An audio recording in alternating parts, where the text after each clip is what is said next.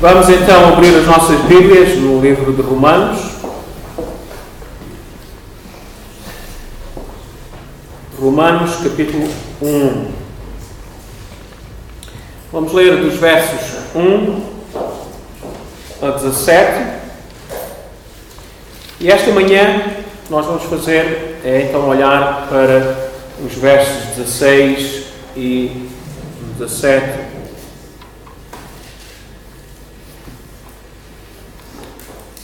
Romanos capítulo 1, verso 1. Diz assim a palavra do Senhor. Paulo, servo de Jesus Cristo, chamado para ser apóstolo, separado para o Evangelho de Deus, que ele antes havia prometido pelos seus profetas nas Santas Escrituras, acerca de seu filho, que humanamente nasceu da descendência de Davi, e com poder foi declarado Filho de Deus segundo o Espírito de Santidade, pela ressurreição dentre os mortos, Jesus Cristo, nosso Senhor. Por meio dele recebemos graça e apostolado por causa do seu nome, a fim de conduzir todos os gentios para a obediência da fé, entre os quais também sois chamados para ser de Jesus Cristo. A todos os que estáis em Roma, amados de Deus, chamados para ser santos, graça e paz a vós, da parte de Deus, nosso Pai, e do Senhor Jesus Cristo. Em primeiro lugar, dou graças ao meu Deus, por intermédio de Jesus Cristo, por todos vós, pois a vossa fé é anunciada em todo o mundo. Deus, a quem sirvo em meu espírito, no Evangelho de seu Filho, é a minha testemunha de como sempre vos menciono, pedindo constantemente em minhas orações que agora, de algum modo, pela vontade de Deus, haja boa ocasião para visitar-vos, porque desejo muito ver-vos, para compartilhar convosco algum dom espiritual, a fim de que sejais fortalecidos. Isto é, para que juntamente convosco eu seja encorajado pela fé mútua, vossa e minha. Irmãos, não quero que ignoreis que muitas vezes planejei visitar-vos, mas até agora tenho sido impedido, para conseguir algum fruto entre vós, como também entre os demais gentios. Sou devedor tanto a gregos como a bárbaros, tanto a sábios como a ignorantes. De modo que, no que depender de mim, estou pronto para anunciar o Evangelho, também a vós, que estáis em Roma. Não me envergonho do Evangelho, pois é o poder de Deus para a salvação de todo aquele que crê, primeiro do judeu e também do grego. Pois a justiça de Deus se revela no Evangelho de fé em fé, como está escrito: o justo viverá pela fé. Até aqui a palavra do nosso Deus. Hoje chegamos a uma passagem que nos toca e nos faz lembrar 500 anos atrás. Lembrando-se que foi neste mesmo livro que Martinho Lutero foi alcançado pelo nosso Deus, caiu diante do seu Redentor e assim lhe foi revelado que o justo viverá pela fé. Porque não me envergonho do Evangelho, pois é o poder de Deus para a salvação de todo aquele que crê. Como é que será, ou como é viver numa sociedade e numa cultura em que o Evangelho é desprezado, onde o Evangelho é ridicularizado, onde o Evangelho é posto diante dos homens como algo louco, algo que não tem qualquer, como é que eu ia dizer, sentido. Porque o mundo olha para a palavra de Deus como uma mentira. Quando Paulo escreve esta carta aos Romanos, vejam, eram vários fatores que levavam alguns irmãos a estarem diante desta vergonha, a serem perseguidos e ridicularizados pelo Evangelho. Vejam cidades como Antenas, que nós vemos em Atos dos Apóstolos, Coríntio, Éfeso e também Roma, a capital do Império, eram cidades cheias de pessoas com sabedoria, sábios, filósofos, com escolas de pensamentos. Era ali que havia as melhores universidades. E, meus irmãos, estes que eram os sábios, estes que eram os entendidos, os professores, eles ridicularizavam o Evangelho. Qualquer pessoa, diante de tais doutores, iria se sentir envergonhado pela sua singularidade, a sua pequenez diante da grandeza de tanta sabedoria. Para viver numa sociedade, ou viver numa cultura que despreza as nossas crenças, que mesmo ridiculariza, só pode fazer alguém envergonhado. Nós, como seres humanos, gostamos de ser amados, não é? Gostamos de toda a atenção, gostamos de ser aceites pelos restantes. O Evangelho estava, vejam, nesta altura, sendo um bloqueio de aceitação para muitos. Hoje, nós nos apercebemos da mesma realidade. Havia gozo que caía sobre os cristãos. E hoje mesmo gozam também da fé cristã. Vejam, só se identificar como cristão era alvo de zombaria. Mas às vezes o mais forte que nós possamos pensar ser, tenho toda a certeza que no momento da tua vida, da minha vida, já passámos por situações complexas e nos questionámos se valeria a pena passar por tudo isto. Na nossa fraqueza da fé, em momentos em que já tivemos essa fraqueza, será que vale a pena? Diante dos que eu amo, que são meus irmãos na carne, familiares na carne, e que zombam do meu Deus, que zombam da minha fé, será que vale a pena? Meus irmãos, há cristãos que se têm envergonhado. Há alguns cristãos que se envergonham do Evangelho. E, meus irmãos, aqui temos que pôr aspas bem disto. Como é que alguém pode se envergonhar de tal coisa? O mundo ridicularizando, o mundo os pondo de parte, fez com que alguns ditos cristãos abandonassem a fé. Vejam, isto aconteceu nos primeiros tempos da Igreja e acontece hoje também. Vejam, Paulo, quando nós lemos há pouco em Coríntios, ele vai dizer que o Evangelho era escândalo para os judeus e era loucura para os gregos. Vejam, eles abominavam completamente esta ideia de que um Senhor, um ser divino, poderia passar pela morte da cruz. Vejam, os fariseus, eles odiaram o Senhor Jesus Cristo. Os judeus em geral odiaram os apóstolos. Os gregos também odiaram da mesma maneira. O mundo sempre tem ridicularizado o Evangelho. E, meus irmãos, ninguém gosta de ser ridicularizado. Ninguém gosta de estar associado àquilo que é ridicularizado. Então, por que é que o mundo ridiculariza o Evangelho? Martin Lloyd-Jones, ele escreve estas palavras: é por causa da mensagem veiculada pelo Evangelho.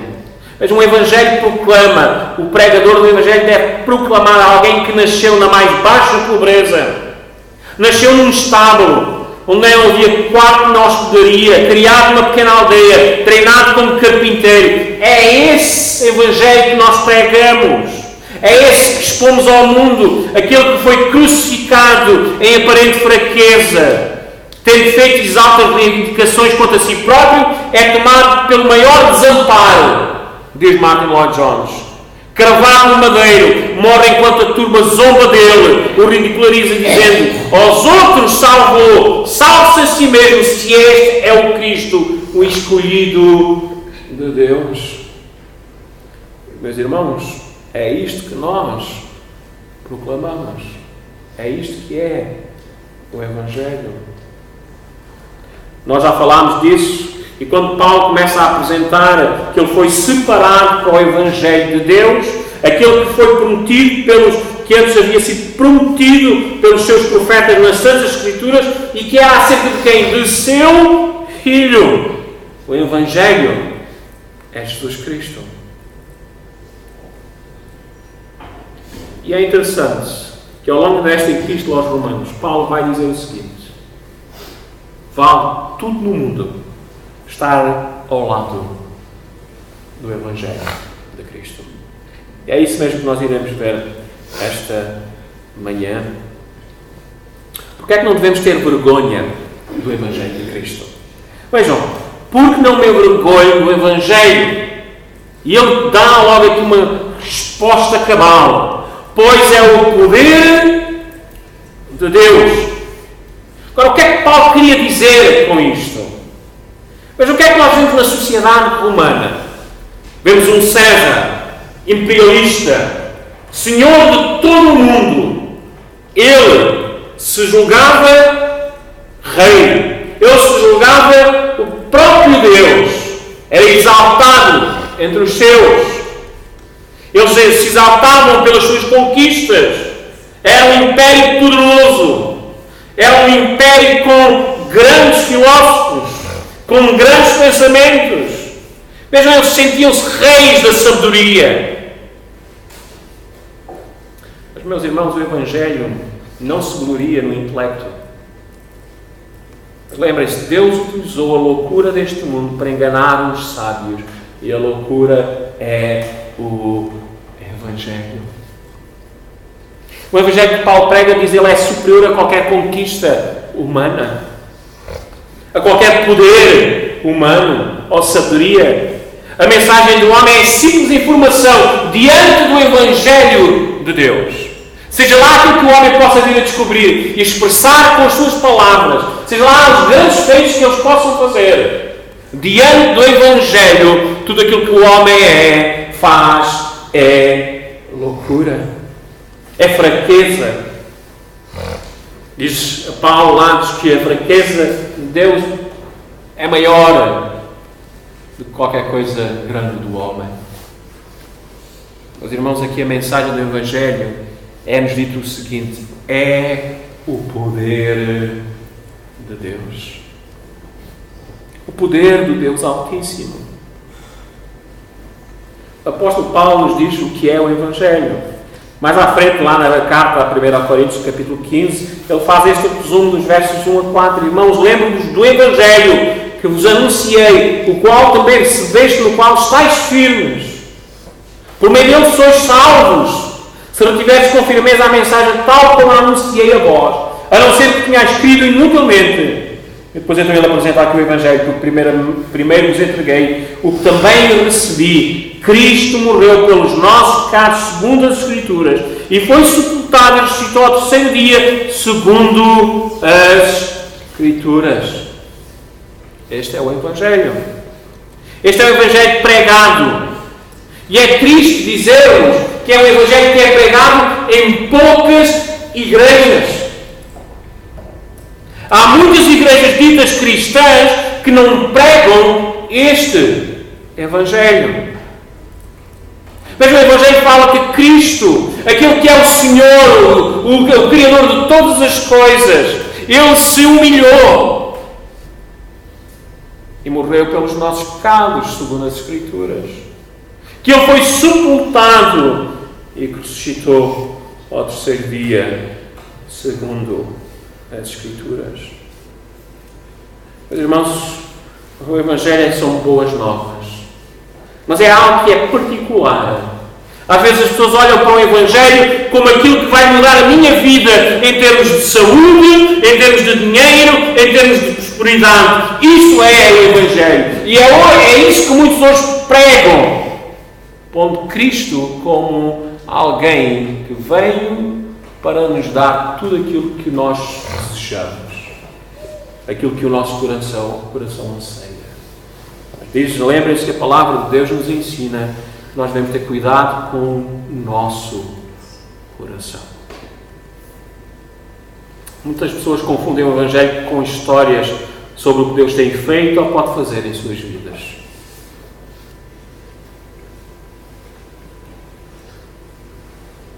Mas, irmãos, o Evangelho, ele faz grandes coisas da nossa vida, mas não devemos perder a consciência real daquilo que ele é. O Evangelho não é estar bem de saúde. O Evangelho não é ter dinheiro. O Evangelho é ter Cristo Jesus, porque Ele é o próprio Evangelho. Mas, irmãos, às vezes somos levados pelas nossas emoções. Somos levados pelas estas coisas e vivemos o cristianismo pensando que é isto. Muitos cometem o mesmo engano que aconteceu com os 70 discípulos. Se nós formos para Lucas, lá em Lucas capítulo 10, dá-nos um pouco para trás, vejam como é que o Senhor viaja com os seus discípulos. Lucas capítulo 10, vemos aqui a missão dos 72 discípulos. Só para termos um pouco de consciência, eles são enviados, não é? Depois disso, o Senhor designou outros 72 e enviou-os adiante de si, de 2 em 2, a todas as cidades e lugares onde eles haviam de ir. E lá foram eles, então, falaram. E vejam, nos versos 17 nós lemos o seguinte: e quando eles chegaram, e os 72 voltaram alegres, dizendo: Senhor, até os demónios se submeteram a nós em teu nome. E ele lhes disse: eu vi Satanás cair do céu como um raio. Eu vos dei autoridade para pisar serpentes e escorpiões e autoridade sobre todo o poder do inimigo. Nada vos fará mal algum. E agora vejam o verso 20. Contudo, não vos alegreis porque espíritos se submetem a vós, mas porque os vossos nomes estão escritos aonde? No céu.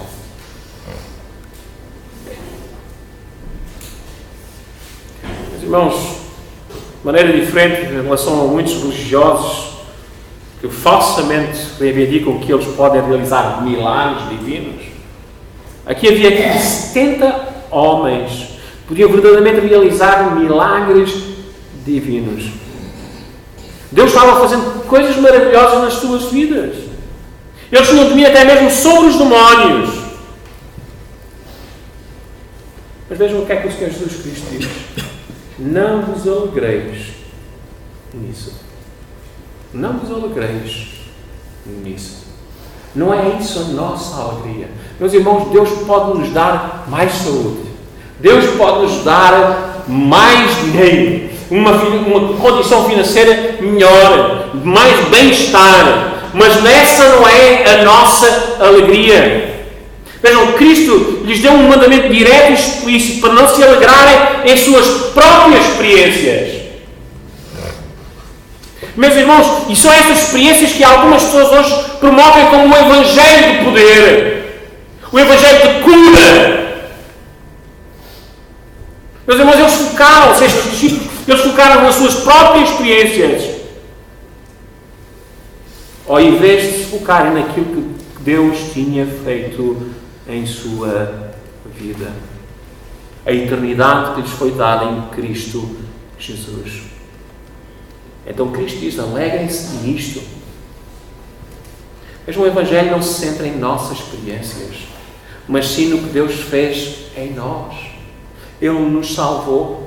Os nossos nomes estão escritos no livro da vida. Antes mesmo de nós nascermos, já estávamos sobre a bondade e o amor e a misericórdia de Deus. O Evangelho é o poder de Deus, salvífico em nossas vidas.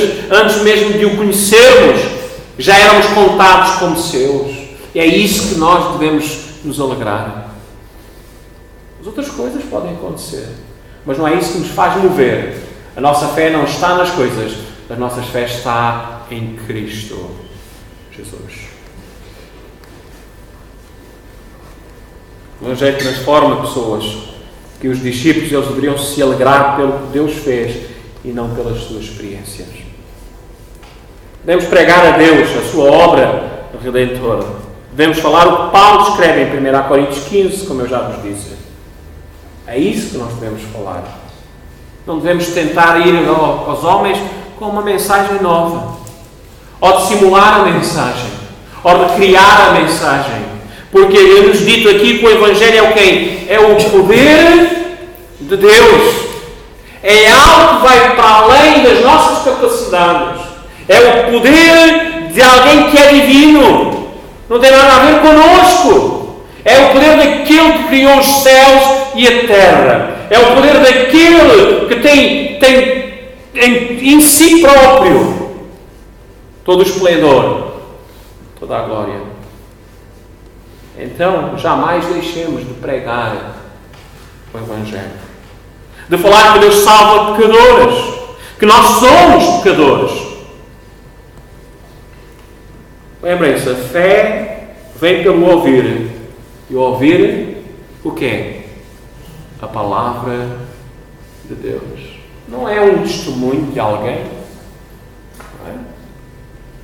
Hoje em dia, se alguém tem um testemunho, os meus 2 filhos que escreveram um testemunho era um parágrafo assim deste tamanho. Mas quem é nós? Não estou dizendo que os outros testemunhos, nada disso. O que nós temos que ter consciência é o seguinte: não é as nossas experiências que nos trazem à salvação, mas é aquilo que Cristo fez em nós. E Ele transforma vidas. Ele transforma vidas que são horrendas. Nós vemos a vida de Paulo e de Saulo. Mas, meus irmãos, não é isso. Quando nós vemos aqui à frente dar testemunho, nós falamos de quem? Não de nós, mas quem? Toda a glória a quem? A Cristo, a Deus. Lembrem-se do que nós lemos lá em Coríntios, e se voltarmos para lá, como Paulo, ele tenta nos lembrar isso mesmo, para que nós possamos nos gloriar em quem? Glorie-se no Senhor. Vejam, ele escolheu as coisas insignificantes, diz o verso 28 do capítulo 1, as desprezadas e as que são nada para reduzir a nada as que são, para que nenhum mortal se glorie na presença de Deus. O Evangelho não tem nada a ver connosco. O Evangelho tem a ver com Cristo, com Deus, nos tirando do pecado para a santidade, da morte para a vida. Mas vós sois dele, diz o verso 30, em Cristo, o qual da parte de Deus se tornou para nós sabedoria, justiça, santificação e redenção, a fim de, como está escrito, quem se gloriar, glorie-se de quem? No Senhor.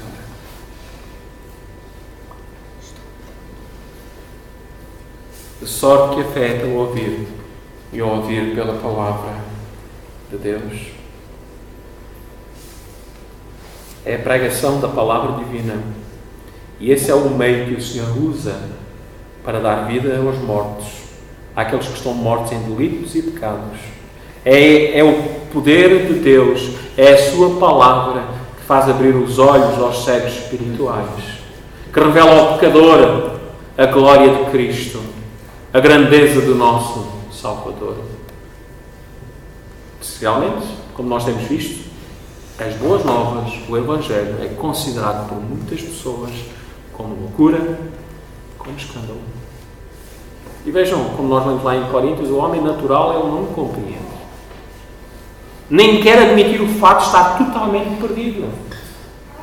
É por isso que as pessoas dizem, não, há algo em mim, há algo que eu tenho feito e que me vai dar garantias eternas. Mas o homem não quer reconhecer o seu pecado, ele quer reconhecer que Deus é devedor a nós. Que estamos como estamos por causa de Deus. É Ele que nos deve e nós não a Ele. Mas o Evangelho nos mostra que nós somos pessoas que odiamos, que somos inimigos e que não queremos nada com Deus. Nós sim nos rebelamos contra Ele. O Evangelho vem para nos tirar desta loucura para a salvação em Cristo Jesus. Mas, irmãos, precisamos ser lembrados que o homem, toda a humanidade está sobre o domínio, o poder, escravidão e tirania do pecado. E o homem precisa de ser liberto. Vejam, não é o poder de uma nação, não é o Império Romano. E Paulo vai dizer isso muitas vezes nas suas epístolas. Lembrar que não é olhar para a grandeza do homem, ou o poder de uma filosofia qualquer que pode resgatar. Só o Evangelho, sim, Ele é que é o poder de Deus para livrar o ser humano da tirania do pecado. Quando o homem caiu em pecado, ficou sobre quem? Sobre a ira de Deus. É interessante, estes primeiros 17 versículos de Romanos, estes versículos introdutórios, este prefácio, esta saudação, é maravilhoso aquilo que nos é apresentado aqui. Mas, meus irmãos, quando ele acaba esta introdução, vejam como é que ele começa a argumentar todo o livro. Quem é que vai começar uma carta destas para alcançar alguém? Ele começa, pois a ira de Deus se revela do céu contra toda a impiedade e injustiça dos homens. Esta é a mensagem do Evangelho. O Evangelho começa por aí, falando da nossa condição humana, de cada um de nós, e de como nós estamos sob o juízo de Deus. E, meus irmãos, a mensagem do Evangelho vai nos dizer que este que é o poder de Deus nos livra deste castigo do próprio Deus. Então, Deus chama-nos a todos nós a prestarmos atenção ao Evangelho. A palavra do Senhor diz: salvai-vos desta geração perversa, fugir da ira vindoura. Meus irmãos, ela já está para vir. Só há escape nas palavras de Deus, no Evangelho que é Cristo Jesus. E vejam, o Evangelho é dado a todos. Primeiro, como diz aqui, do judeu e também do grego. Agora, o que é nos dito aqui? Nós temos que compreender um pouco o livro. Paulo ele está a fazer uma introdução de argumentos que ele vai estar a dar durante toda a epístola de Romanos. Ele, nesta epístola, ele vai estar a lidar com duas culturas, a judaica e a grega. Quer dizer, os gentios e os judeus. Porque é que ele vai apresentar que a salvação vem de todo aquele que crê, primeiro do judeu e também do grego? Pois nós temos que lembrar da história. Paulo vai lembrar disso mesmo. Se vocês forem para o capítulo 2, ao capítulo 3, desculpem, ao final do capítulo 2, versos 28 e 29, ele está lidando com os judeus. Ele vai dizer: porque o judeu não é quem é exteriormente, nem circunciso quem é apenas no exterior, na carne, mas o judeu quem o é no interior. A circuncisão é de coração, realizada pelo Espírito, não pela letra, cujo louvor não provém dos homens, mas de Deus. Ele faz esta argumentação e então depois é lançada estas questões, porque os judeus podiam pensar desta maneira. Então, que vantagem tem o judeu ao qual da circuncisão? Muitos em todos os sentidos. Em primeiro lugar, porque as palavras de Deus foram confiadas a quem? Aos judeus. E é por aí que o Evangelho, primeiro ao judeu, porque o Evangelho foi introduzido ao judeu. O Senhor traz a sua palavra, Ele escolhe um povo para si e vai então nutrir nesse povo a realidade do seu ser, a realidade do seu amor, da sua misericórdia e da sua justiça. E como nos foi dito lá no princípio deste livro de Romanos, foi prometido a salvação. Foi escrito pelos profetas nas Santas Escrituras acerca do Evangelho Cristo Jesus. E ele vem ao judeu e também quem? Ao grego. O que estava esquecido. Porque o povo judeu se julgava quem? Somente nós temos o direito à aliança de Deus. E a aliança, quando foi feita a Abraão, foi feita para quem? Para todas as criaturas, para o povo de Deus, quer seja judeus, quer seja gregos.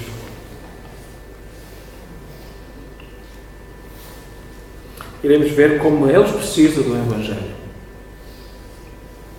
Ele é necessário.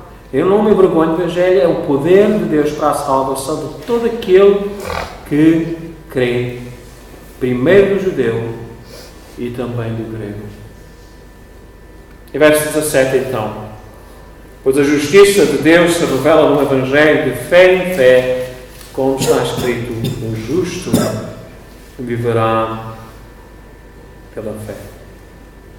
Vejam, é no Evangelho que Deus revela toda a sua justiça.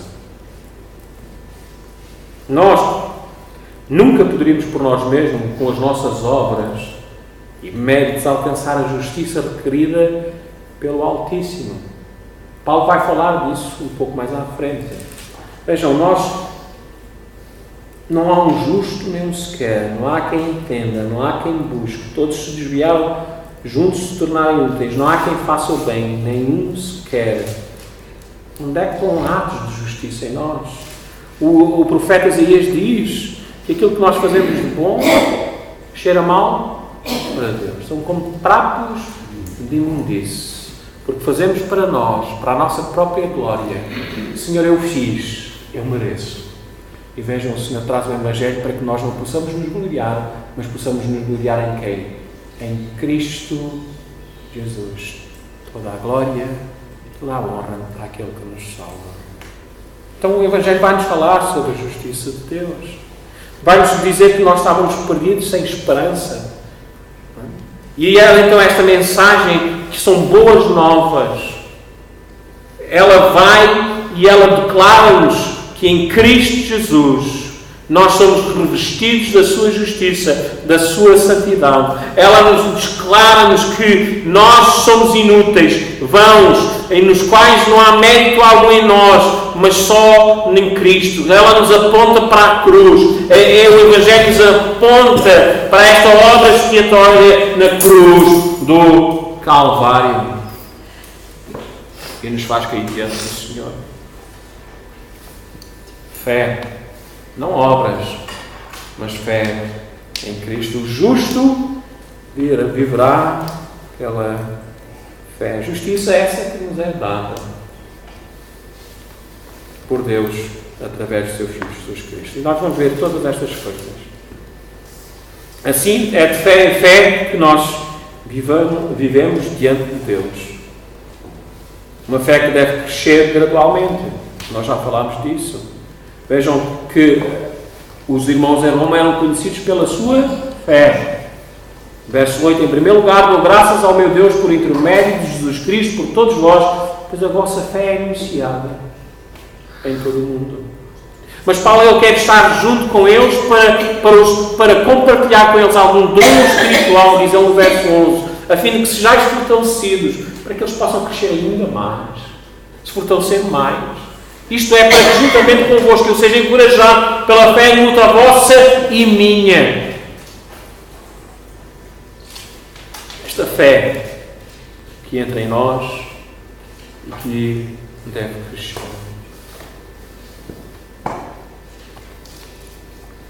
O Evangelho é tremendo, transforma vidas. Nós há pouco vimos lá em Coríntios que Paulo, ele fala acerca dos coríntios, assim como ele já falou aqui aos romanos, que há algo que foi feito em nós, fomos designados para algo, ele nos salva. Vejam, verso 5, pois em tudo fostes enriquecidos nele, no capítulo 1 do 1 Coríntios, em toda a palavra e todo o conhecimento, porque o testemunho de Cristo vos foi confirmado em vós, de modo que não vos falta nenhum dom, enquanto aguardais a revelação de nosso Senhor Jesus Cristo, ele também vos firmará até o fim, para seres irrepreensíveis no dia de nosso Senhor Jesus Cristo. Somos aqui chamados, impelidos a viver para Ele, e mais à frente é-nos dito em santidade e justiça. O Evangelho transforma pessoas. É este poder. Ele não pode dizer assim, o Evangelho não é aquele que vem e que faz com que os cristãos continuem no mundo. Nada disso. Isso não é o Evangelho. Se alguém nos diz assim, meus irmãos, não interessa, disseste sim ao Senhor, me disseste, então vive com a tua consciência tranquila. Faz aquilo que o mundo faz. Não. O Evangelho, ele nos fala de uma realidade em que nós somos tomados, separados deste mundo, para sermos conforme à imagem daquele que nos salva, Cristo Jesus. Vivermos em justiça e santidade. possamos nos alimentar nele, possamos crescer nele e tenhamos consciência que nada deve nos mover da realidade do Evangelho. Não devemos nos envergonhar, porque aquilo que nos foi dado, concedido, falado, naquilo que nós fomos instruídos, meus irmãos, é o poder de Deus, capaz de fazer coisas tremendas. É interessante, conta-se a história acerca de alguém, acerca de um pedaço de papel bem machucado no chão, e ficou ali. E há um jovem que o recupera e que lê aquele papelzinho machucado no chão, e esse papel mudou por completo a sua vida. Este homem era um homem devoto, hindu, que vivia na Índia. Ele era religioso, fazendo os rituais no templo. Isso fazia parte da sua vida integrante. Mas quando ele pôs os olhos no papel que tinha apanhado, notou que ele explicava um novo conceito. Dizia que ele era pecador e que necessitava de um Salvador. Meus irmãos, nós hoje recebemos folhetos à nossa porta. É o quê? Está sobre alguma maldição. Está amarrado. Se está com doença. Se está mal financeiramente. Venha até nós. Vejam, a solução nunca está em Cristo. Está sempre na igreja, na identidade. Onde é que está a glória? Mas, irmãos, às vezes pegamos aí no jornal de uma dessas seitas que andam por aí e nada de Cristo.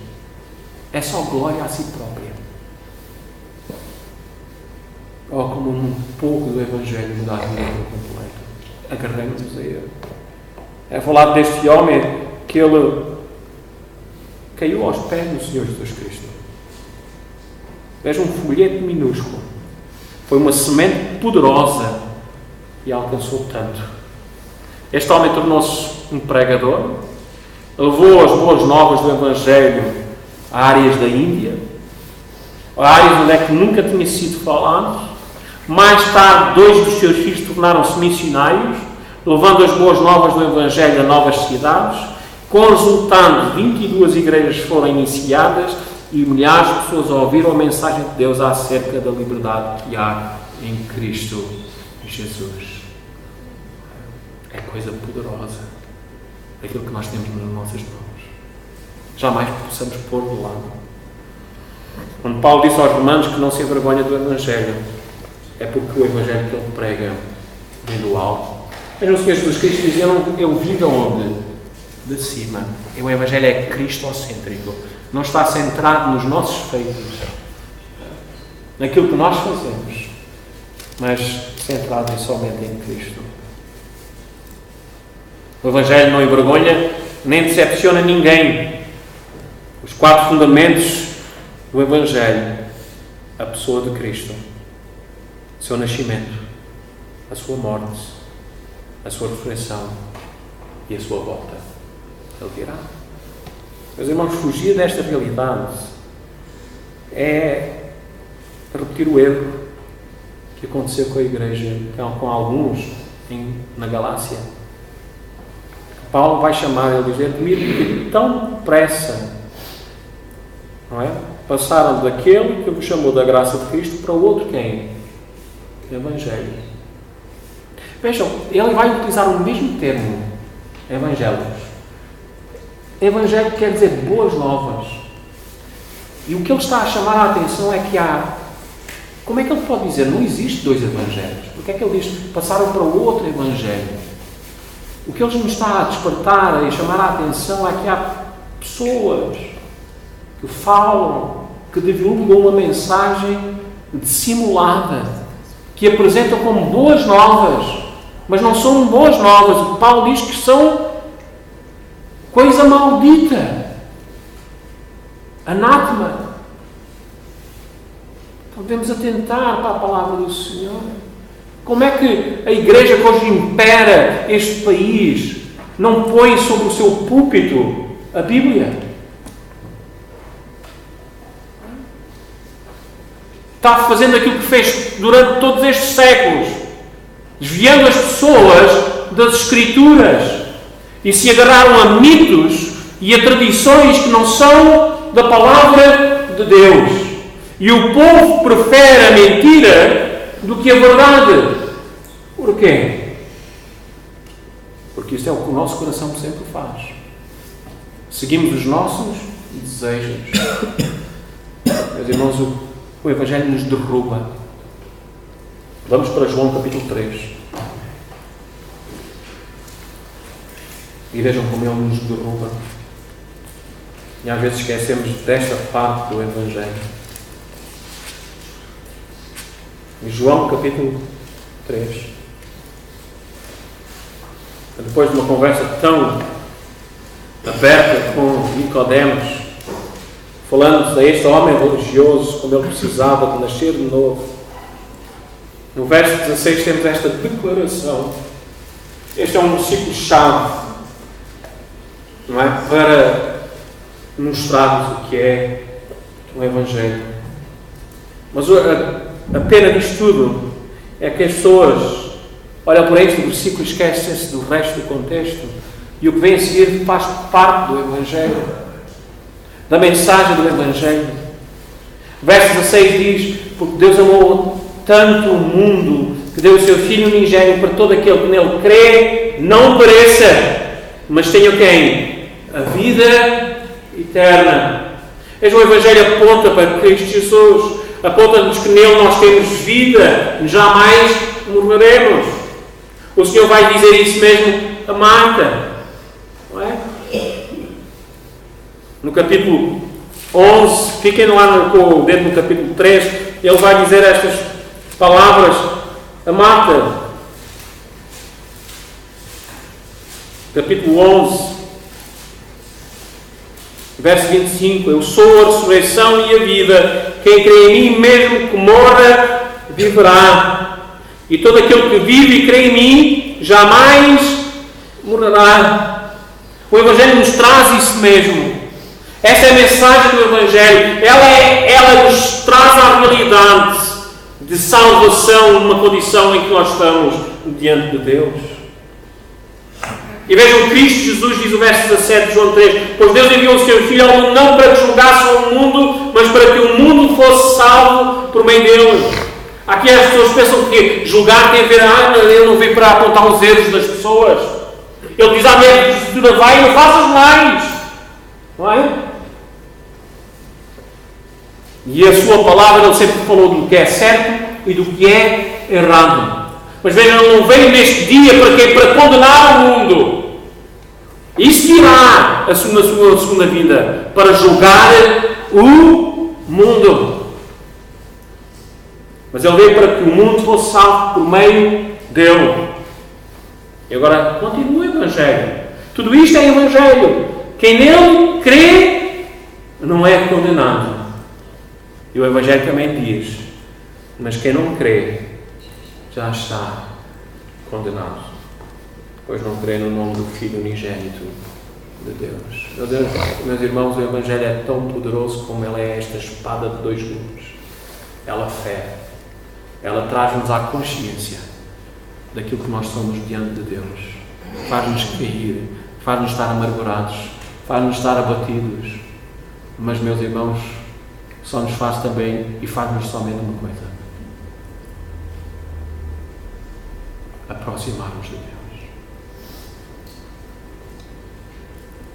Porque diante da tristeza, quando o Espírito de Deus nos toca e nos revela a nossa podridão, Ele faz-nos cair diante do Senhor. Então só há duas ações do homem ao ouvir o Evangelho. Este que é o poder salvador e condenatório também. Porque Ele salva e condena. O Evangelho nos traz a realidade. Se continuarmos na desobediência, pareceremos. Mas quem nele crê, jamais morrerá. Cristo Jesus.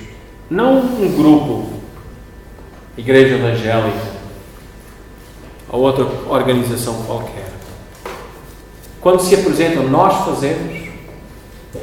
Meus irmãos, tenham cuidado. Porque quando Cristo não é falado e o homem é falado, alguma coisa está aí má. A glória foi desviada. E Deus diz que não dá a sua glória a quem? A ninguém. Cristo Jesus é o Evangelho. Jamais esqueçamos que Ele é o poder de Deus. Então possamos nos manter no que é verdadeiro. E não tenham vergonha de falar o que é verdade. Pois, meus irmãos, vocês têm na vossa mão algo poderoso. Vejam aquele homenzinho, num pequeno papel, amachucado no chão. Deus transformou a sua vida. Meus irmãos, nós só somos chamados a levar a semente. E se Deus quer que ela exploda, que ela cresça, que ela germine, acontecerá. Por isso é que nós não desanimamos. Por isso é que nós não estamos aqui no púlpito dizendo que o diabo está a vencer. De maneira alguma. Porque lembrem-se, o Senhor disse que iria salvar o seu povo. E que nenhuma das suas ovelhas iria se perder. Não é isto maravilhoso quando nós chegarmos no dia do julgamento, do juízo final? Todos aqueles que Deus estabeleceu para a salvação vão estar lá. Então somos levados e compelidos a ir aonde? Pregar o Evangelho. Nós não sabemos quais daqueles o Senhor vai salvar, mas sabemos que o Evangelho é o poder de Deus, e se ali há ponto de Deus para ser salvo, Deus salvará. Então não deixem de falar o que é a verdade, porque é a verdade que nos libertou. Não recriemos, não inventemos, não possamos trazer fábulas para o púlpito, nem possamos dar historinhas às pessoas lá fora. Irmãos, é interessante. O nosso Facebook tem altos e baixos. Às vezes temos tantas pessoas, depois desce, depois vem outra vez. Alguns ficam escandalizados com a mensagem do Evangelho. Mas nós não nos envergonhamos do Evangelho, pois é o poder de Deus para a salvação de todo aquele que crê. Amém. Vamos terminar a oração.